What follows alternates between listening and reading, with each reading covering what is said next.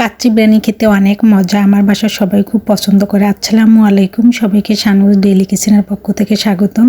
আশা করি সবাই খুব ভালো আছেন। প্রথমে আমি মাংসটাকে ম্যারিনেশন করে রাখবো। এর জন্য সব ধরনের মশলাপাতি দিয়ে খুব সুন্দর মতো মেখে নিচ্ছি। মাংসে যা যা মশলা লাগে সেগুলোই দিয়েছি। এক্সট্রা শুধু দিয়েছি স্টার এসেন্স, জয়ফল, জয়ত্রী, শাহি জিরা বাটা দিয়ে 30 মিনিট ম্যারিনেশন করে রেখে তারপর রান্না করে নিচ্ছি।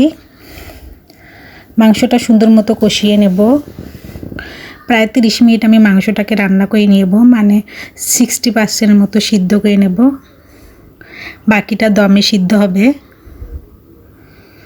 মাংসটা খুব সুন্দর মতো রান্না করে নিলাম। মাংসের কালারটা মাশাআল্লাহ অনেক সুন্দর হয়েছে। ঢেকে আরও 10 মিনিট রেখে দেব।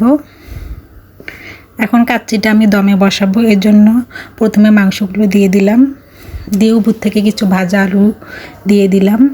এখন দিয়ে দিচ্ছি বেরেস্তা ভাজা। আর অন্যদিকে বাসমতি চালটা আমি সিদ্ধ করে নিয়েছি 90% মতো।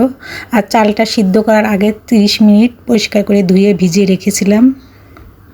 এখন আমি মাংসের উপরে রাইসটা দিয়ে দিচ্ছি।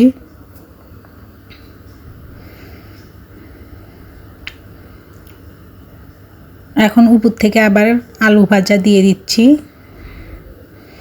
আর মাংসের একটু তেল আগে থেকে উঠিয়ে রেখেছিলাম, সেটা দিয়ে দিচ্ছি। বেরেস্তা দিয়ে দিলাম, কয়েকটা আলু বকরা দিয়ে দিলাম, একটু কিশমিশ দিয়ে দেব, তারপরে 1 চামচ ঘি দিয়ে দেব, আর একটু দুধ আর জাফরান একসঙ্গে ভিজিয়ে রেখেছিলাম সেটা দিয়ে দিচ্ছি।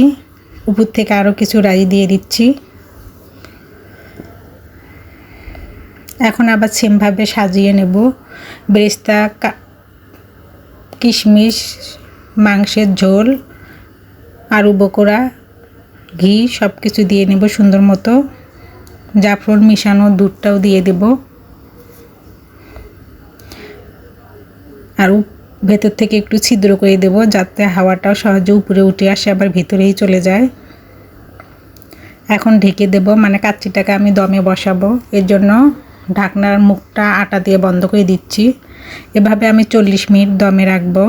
ফিরে আসলাম 40 মিনিট পর।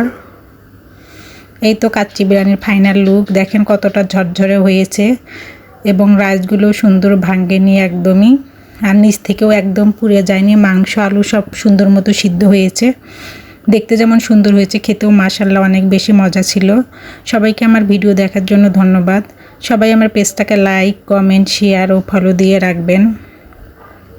আমার ইউটিউব চ্যানেলটাকে সাবস্ক্রাইব করে রাখবেন। আমার রেসিপিটা কেমন লাগলো অবশ্যই কমেন্ট করে বলবেন।